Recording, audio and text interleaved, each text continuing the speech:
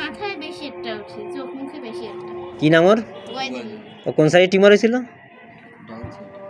Right side complaints.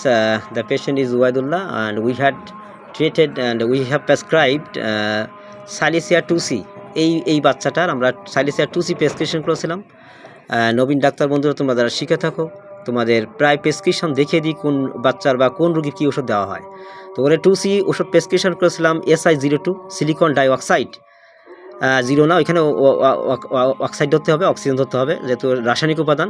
তো silicon dioxide prescription করেছিলাম আমরা, এবং ওর ডাইন সাইডে যে টিউমারটা ছিল সেই টিউমারটা সম্ভবত এখন আর নেই। কোন সাইডে ছিল তো, কোন জায়গায়? ডাইন সাইড কোন জায়গাটা দেখা? না না না, রাইট সাইড ছিল, আমার মনে আছে, স্পষ্ট মনে আছে আমার।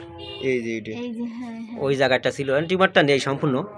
তো এই কেসটা আমি ওই সময় প্রথম যখন ওরা আইছিল, ইয়াসিন প্রথম যেদিনকে নিয়ে আসছিল, যে অনেক কয়েকজন ডাক্তার দেখাচ্ছিল, তারা নাকি হিপা সালফা দিয়েছিল, কি দেখি ওষুধ দিয়েছিল।